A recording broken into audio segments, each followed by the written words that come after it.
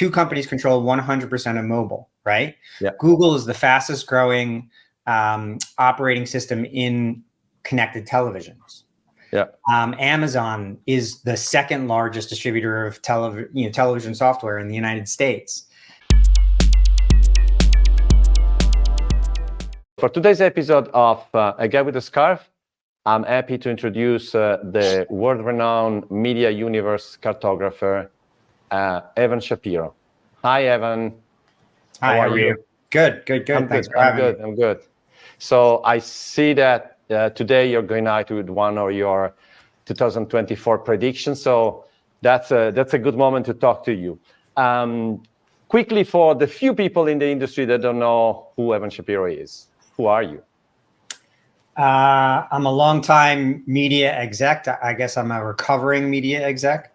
For the last half dozen years or so, I've been writing about the industry on my newsletter, Media War and Peace, pontificating about the media industry on LinkedIn, which is where most of my community resides. Yes. Speaking about the media universe at any conference that'll fly me there, and consulting through my change agency, eShap, with media companies on various different kind of outsourced strategy issues.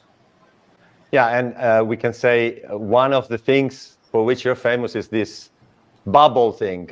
Can you? Yeah, we need to put glasses. Sorry, it's whatever big I could do it. Yeah, no, that's sophisticated. It's meant to be zoomed in on. Yeah.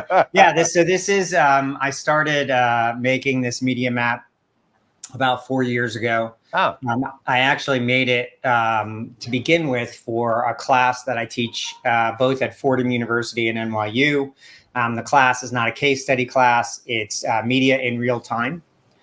So each week we discuss what's happening and we track the changes. And the changes are fast. I mean, just between Labor Day and now, this universe has added somewhere around $2 trillion in value. Wow.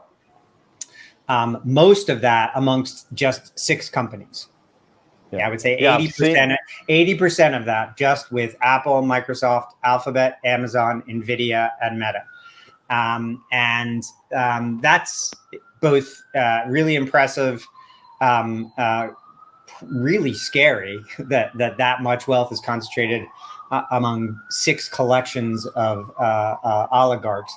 And lastly, just kind of shows you the rate of change that is pulsing through this universe now. And that's really what the map is meant to do, is to track the change in semi-real time. And just for everybody, the map is based, in this case, on revenues. I think you did actually no. The map, the x-axis of this map is market capitalization, not revenue. Yeah. Sorry, market capitalization. Sorry. And it should be noted that right now, Apple is worth more than any company has ever been worth. And it's crucial that you look at the context of that. Their third quarter earnings report was awful. Yeah, it was terrible, and that was a month ago. iPhone sales are slow. All other device sales are down. Listen to that for a second. Apple's iPhone sales growth was just 2% in third quarter. Every other device category is down in sales. And so their services business is growing. So that's TV and music and news and fitness and gaming and cloud. But that also includes revenues from the App Store, which would be taxes that they charge on top of app purchases. That's a revenue stream that's going to be challenged next year. Google just lost a very big case with Epic, and that's going to change the nature of purchases made both in Google Play and the App Store. Yeah, but in all of that context, Apple's market valuation went up. And that's because they are a massive, bigger than any country almost, very diverse set of revenue inputs, flywheel, and the market is betting long on Apple and Microsoft and NVIDIA and Alphabet, which is almost near its all-time market valuation high, and Amazon. And I saw that basically instead of spending, if you want, a day and night thinking where you would invest, if like 1 year ago or 1.5 years ago, you would invest in this company, you would have done 30, 40%. Just those six. Just those six. They outpaced basically the entire market. I mean, even Meta is almost worth $1 trillion again, only for the second time in their history. When I first started mapping the media universe, they were worth around $700 billion.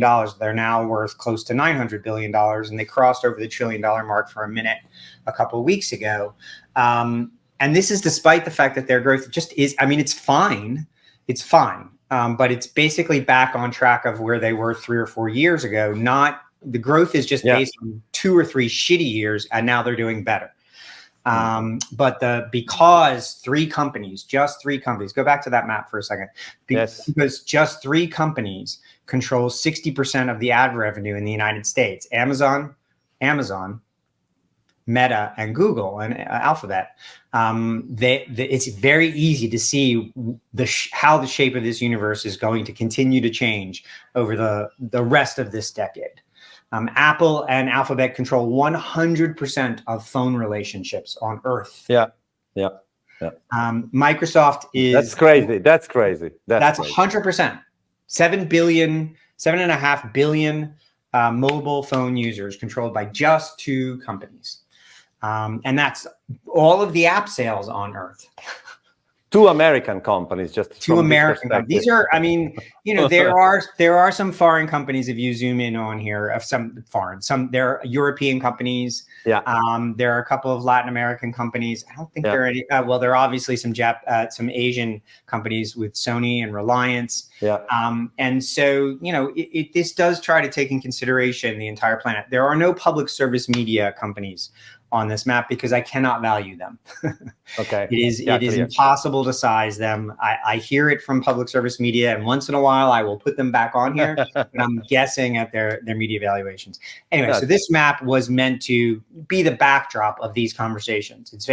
I find it, even though there's so much data that it's impossible to take in at one glance on this map, like any map or like any box score or like any stock exchange, all of the information you need to have a conversation and make decisions around this ecosystem, media, are all here. You don't have to turn the page. And this is meant to track all of those inputs: subscriber numbers, user numbers, and crucially, market valuation, resources, financial resources, across time and space, so that you can know where you are. Two consideration. One, why do you think these market valuations are so time high? Is there a logic apart the flywheel that you mentioned before? When you look at, there a combined logic? There is an outlier. There are 2 outliers to this. So the 2 smallest, NVIDIA and Meta. And by the way, the 2 with the greatest fluctuation in market valuation over the last year. So NVIDIA is now worth twice what it was a year ago. So is Meta. They're both 100% higher than they were about a year and a half ago. Everybody else is at an all-time or near an all-time high, but their fluctuation up and down, it's just not that dramatic. It climbs over time. So over the last 4 years, Apple is now worth, I think, somewhere around 70% more than it was when I started mapping. But in any given year, it goes up and down only so much. It continues to go up, but it will go down. A year ago, Apple was worth, you know, closer to 2 trillion than it was to 3. But as a percentage of their whole, it doesn't fluctuate that much. When you look at the 4 biggest companies on this map, who have been the 4 biggest companies on this map since I started mapping, and who have consistently been 4 of the largest companies in all history, and the 4 largest companies in all of media, they have one thing in common. They all have very diversified revenue streams beyond media. They're all relatively newer entrants to media, but Google's revenue comes as much from search as anything else. Apple's revenue comes crucially from devices, which is why they're moving into media. Microsoft comes primarily from enterprise software and gaming, although that is their entry into media. And Amazon has one of the greatest, if not the greatest, revenue flywheel of all time. Cloud, Absolutely. Advertising, commerce, which is the big engine of their enterprise. But each one of them does not rely on media as its sole or even nearly its biggest source of revenue. And that's why they are larger than everyone else. If this was an oil and gas map, all of the companies tend to kind of do the same thing, and they're about the same size. On this map, the companies that do far more than media and are using media as a software to sell a much larger flywheel, those are the ones that are the largest and are valued the most over the stretch of time. We haven't mentioned a traditional, in like whatever, 9 minutes, we haven't mentioned a traditional media company, even if we started talking about the media universe. So that's basically and that's the because point. you can't get to your consumer unless you go through these companies. Two companies control 100% of mobile, right? Yeah. Google is the fastest growing operating system in connected televisions. Yeah. Amazon is the second largest distributor of television software in the United States, et cetera, et cetera, et cetera. And so, they master so much control. If you do pivot to traditional media companies, you start with Netflix, which is really a tech company. Yeah. Or Spotify, also a tech company. And both of those companies are facing major issues. Netflix is not near its all-time high, but it had a pretty good year. Their major issue is because they only do one thing: television subscriptions. It's the only business they have. They're starting to dabble in advertising and gaming, but those things are not material to their business model. They are a subscription business. They are going to face challenges in the year ahead. Because that revenue growth is slowing and will continue to slow down over time. Spotify, I know you had a position on them lately. Well, it's the same thing. Spotify is almost exclusively a subscription-based business model. They have some advertising. About 13% of their revenue comes from advertising, but their costs are skyrocketing. Netflix also faces this issue, but for Spotify, these are costs that are completely beyond their own control. So the cost of renting music, which is their business, renting and reselling music, that's their entire business. Those costs are going to go up because the labels demand it and the artists demand it, and they cannot grow because they do only one thing, primarily from a revenue standpoint. They can't grow fast enough on the revenue side to keep up. They've never been able to. Yeah, and Spotify seems more in trouble than Netflix. Yeah, but when you look at, much more. They've never been profitable. They just laid off 1,500 people. So I've seen that. Yeah, but they are also, kind of more mature in their business model to a certain extent than Netflix is. Crucially, they do have an actual advertising business. Netflix does not. Yeah, the rate of its growth, the very slow rate of Spotify's advertising sales growth is a cautionary tale for Netflix. Netflix is entering the life cycle that Spotify is now in. That advertising revenue is going to grow very slowly because users don't really prefer, especially younger users, do not prefer an ad product. Even not younger. An ad-free product I don't have to pay for, and that's why Spotify works so well. Totally. Yeah, absolutely. And staying more on this pure streaming monetization, and you discuss advertising more in the traditional OTT space. SVOD, AVOD, Netflix, FAST. I know you're also entering the discussion around FAST lately. How do you see this business model playing together? Do you think that every successful, whatever, or a future OTT will have to do a bit of everything to stay afloat? Yeah, when you look at television on the planet Earth, and I'll focus on Europe and North America and Latin America for a second, because Asia and Africa are very different in their consumption. They're a mobile first community. But in Europe, North America, and Latin America, the television ecosystem has been been very protected. So for the last 30 years, television in the United States, the bundle of services that it's inside television has been protected by broadband, telephone, and other services. At first they were an ad business, then they became a paid ad business, and then they were bundled inside broadband and phone. In Europe, and that's very true in Latin America as well. In Europe, because of public service media, and this is also true to a certain extent of Asia, because of the size, scale, scope, and safety net that public service media has, basically paid for by the government or the taxpayer as a free service, that creates this, connection to free that is different from North America. Also, when you look at the growth of paid, there are other services that are coming along with it, and they've experienced great growth. Now that business has matured. The public service media, I think, will gain even more power in the next era in Europe over paid media services, local paid media services. I think it's going to be very difficult for the ProSiebens and the ITVs and the Skies to compete with free unless they have free, and they're all My5, Paramount, just combined with Pluto. I think Sky will absolutely need a free service to compete. I think ITV already has a free service, a fast service to compete.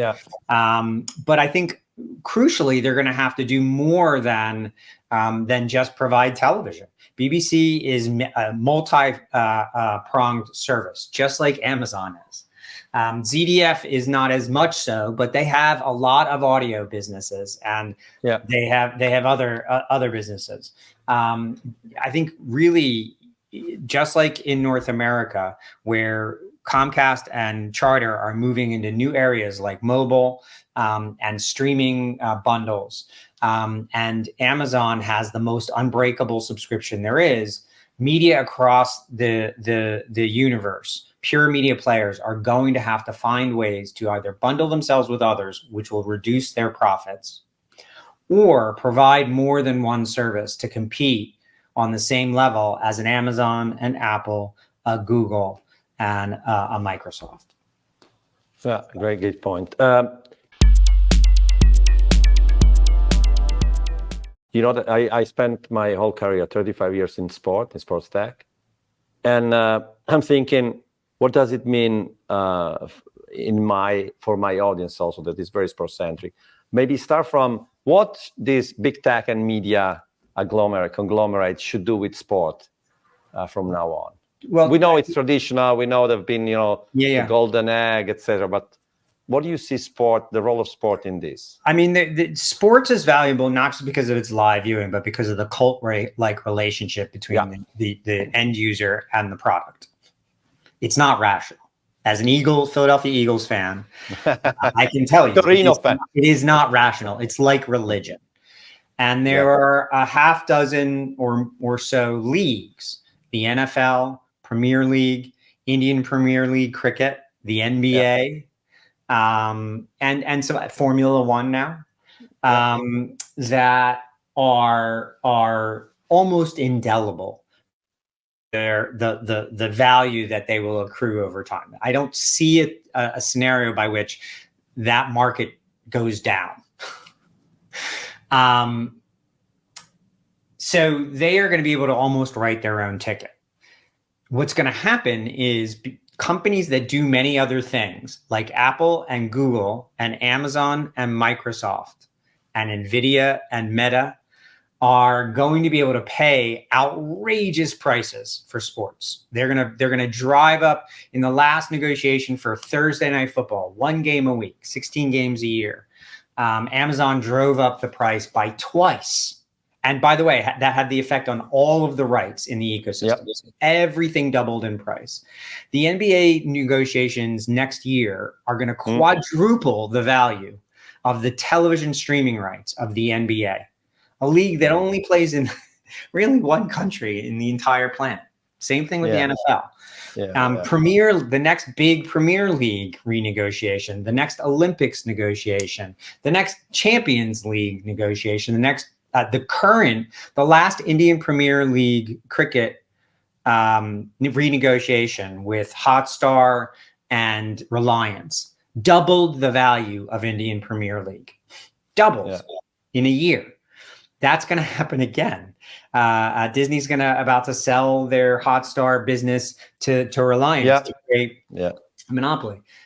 So that is, I think, a really important context for all of sport globally. And I think every country that has its own leagues is going to experience the same thing.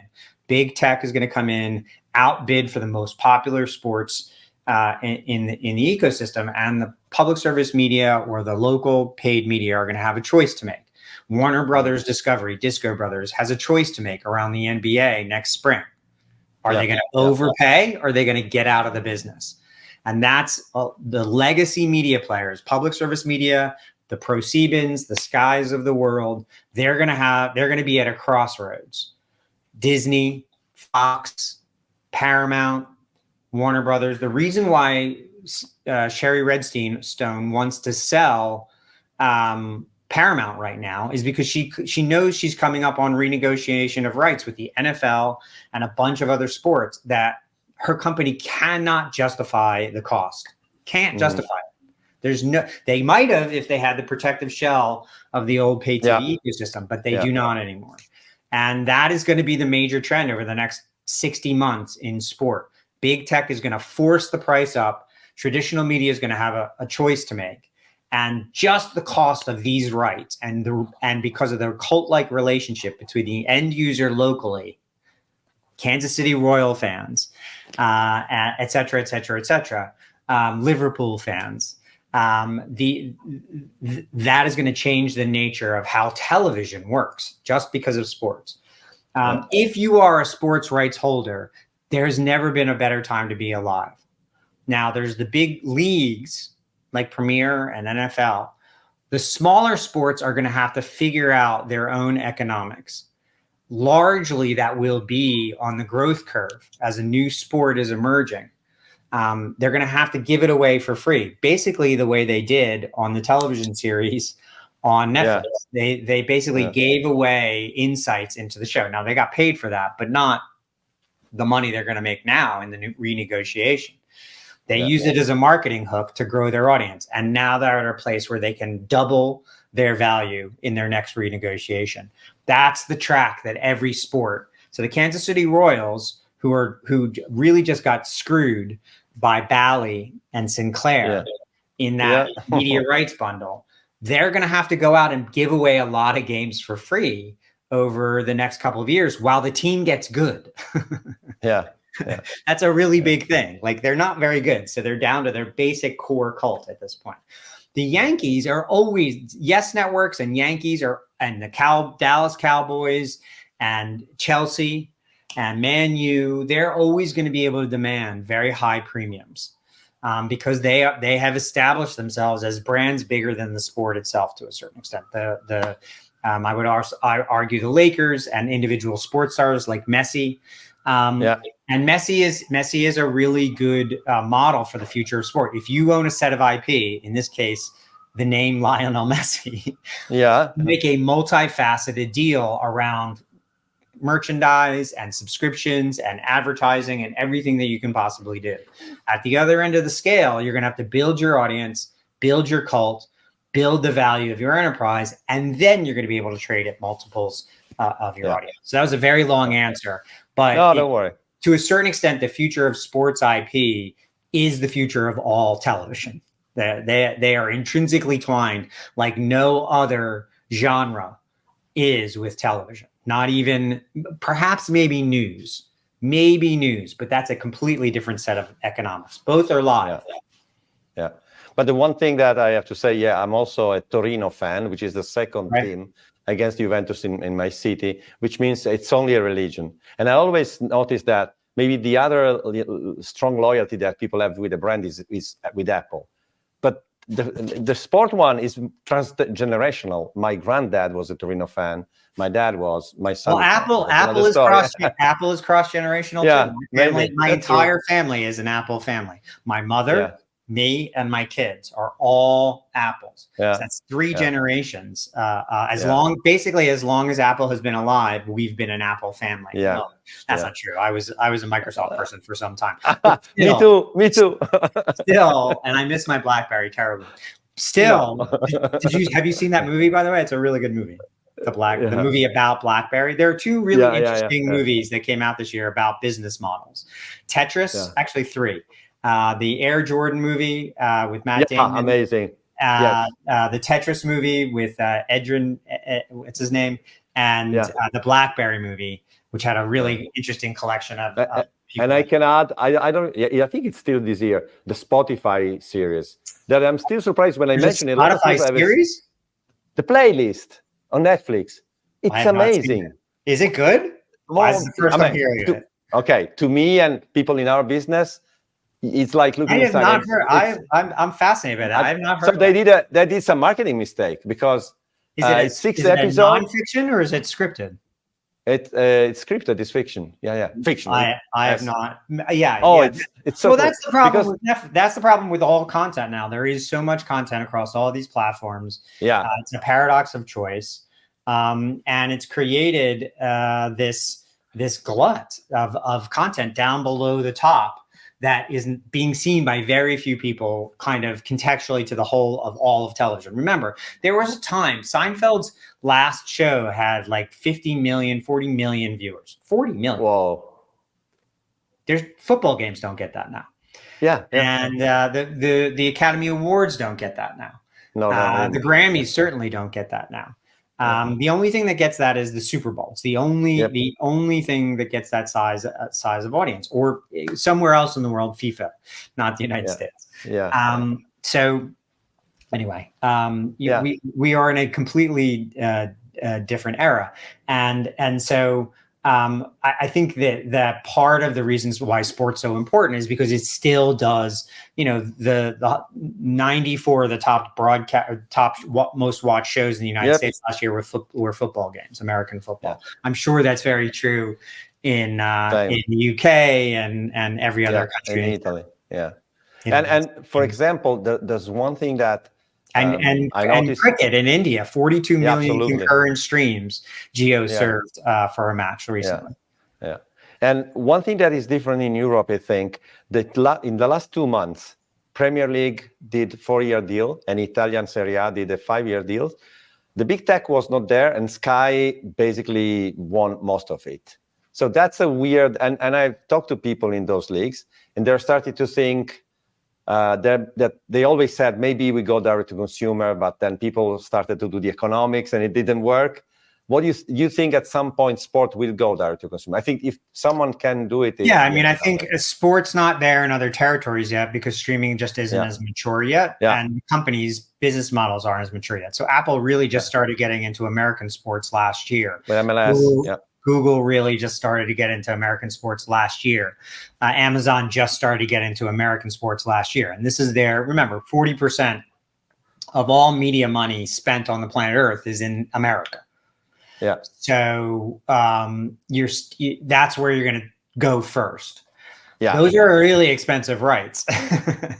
Really expensive. So yes, but 48 months is really just not that end of, we will still be in this decade. By the end of this decade, most important sports rights on the planet Earth will be in at least a decent portion controlled by big tech.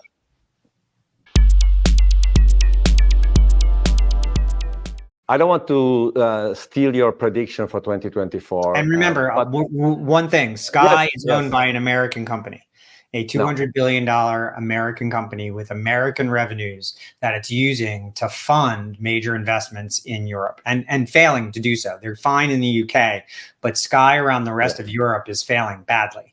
And so, we'll see what happens to Sky over the next couple of years. Yeah. And what is the theme? You have 10 topics. There are so many topics you're managing and clearly mastering. Where is your passion now? What is the topic in this obviously passion in this realm. My passion right now is not a topic. It's creation.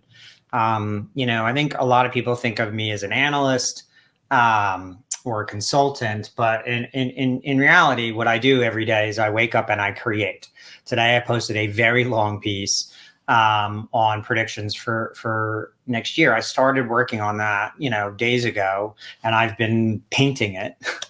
And there's lots of imagery in it for a couple of days, since the middle of last week.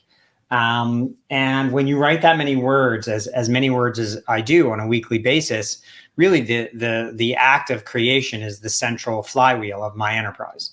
So what I write creates traffic that comes to me and provides me the economics that I need to live. And so my existence in the creator economy, or as I like to call it, the community economy, is probably my greatest passion right now. So the fact that I make shit on a daily basis and it generates enough income to keep me in a lifestyle that I've become accustomed, right? that is a major evolution for me. 7 years ago, I had never done that.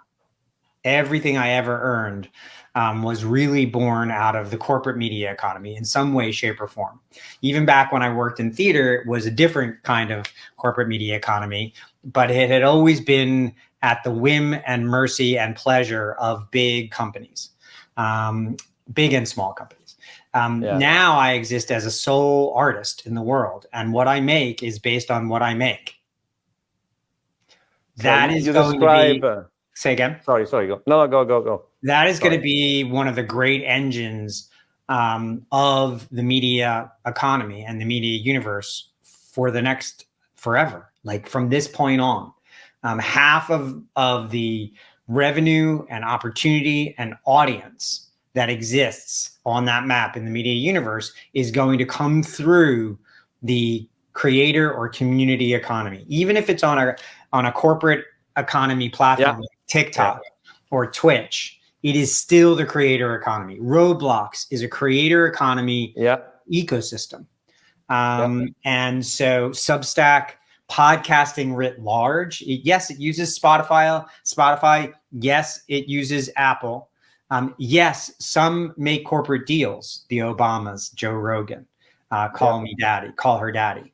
But most, it lives outside of the corporate economy and is a really creator community economy based operation because the revenues are asymmetrical and the lifestyle is very creator focused. That to me is the great passion that I have. I don't talk about it that much because not that many people in who pay my bills really want to talk about creator economy right now, right? They really don't want to talk about it because they don't understand it, and they've got enough crises going at this moment. But they also don't understand that YouTube, which is the greatest creator community economy business ever built, is going to destroy them using the creator and community economy as its backbone. And those people who do not incorporate, it's another new diversification step, do not incorporate the creator community economy into their business models will lose. It will absolutely lose. Yeah, I wanted to say, you described my last 10 months, 35 years working for Reinventing in sports tech with the biggest client in sport. And then I'm basically became a creator. And I have this, what you described is exactly my day. I've also started creating outside of my professional thing with books and music and whatever. And the more you create, the more opportunity that comes your way, right? Yeah. I still have, crucially, not just create, but publish.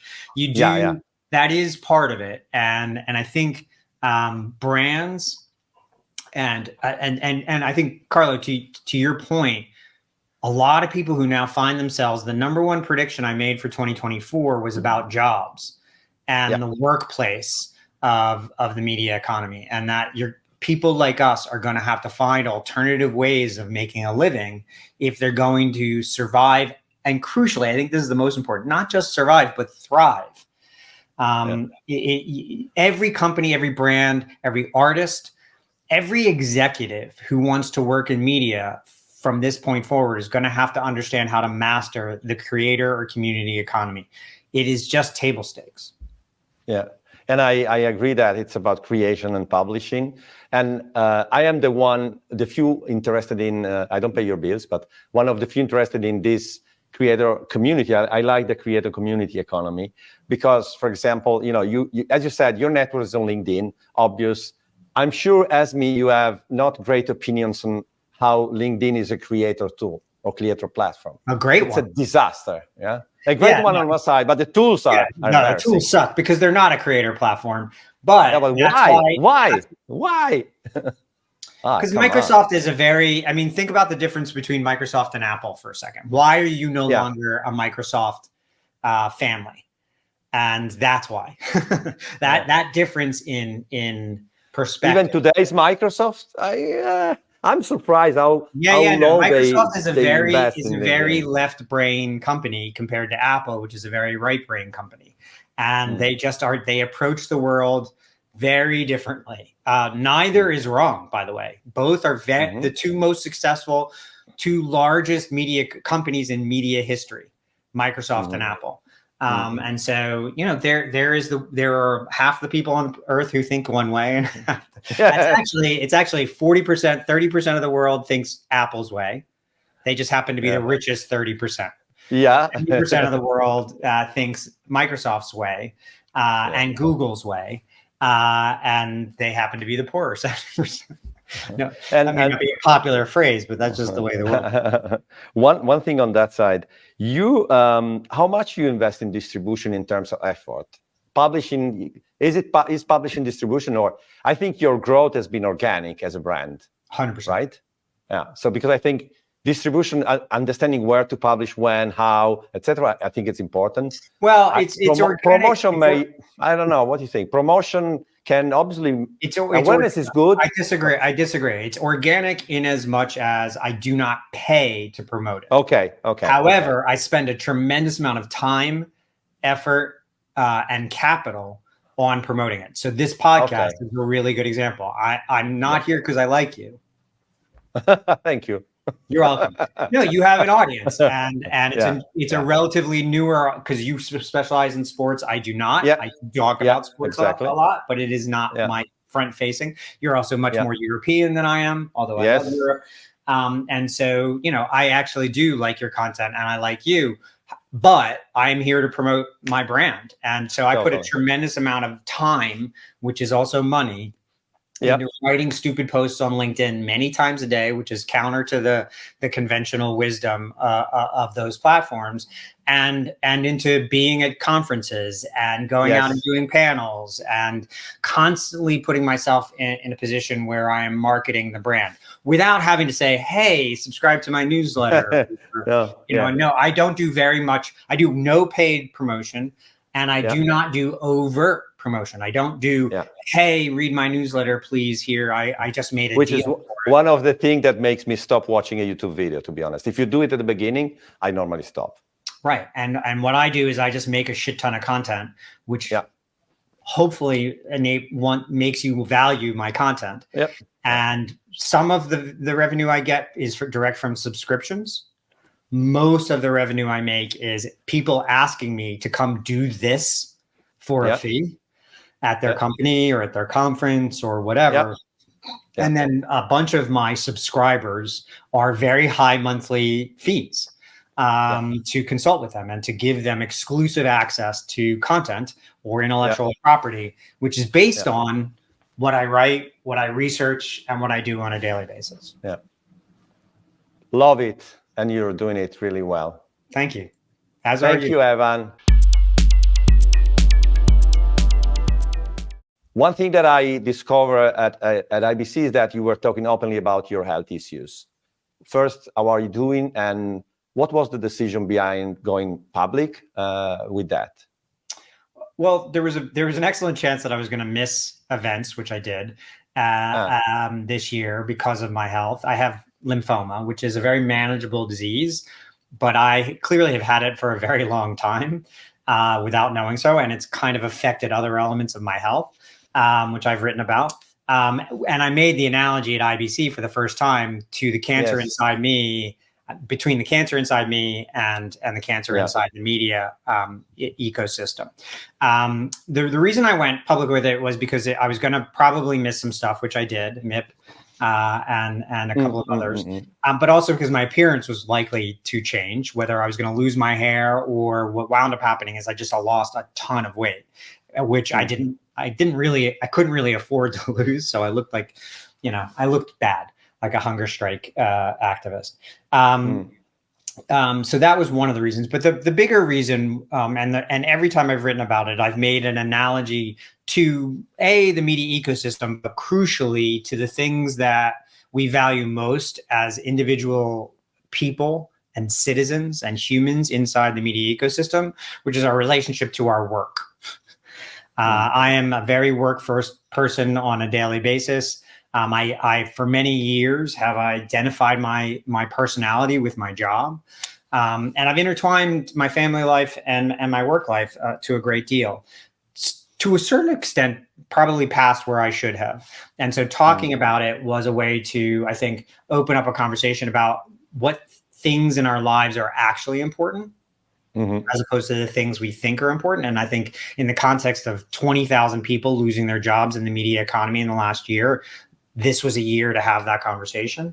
But also, unfortunately, I found out how many people our age or younger or older go through health crises, and what the emotional toll that takes. And I felt like it was an important conversation to be having with my contemporaries and people younger than me, as they embark on their careers and decide what's important to them, decide what their priorities are.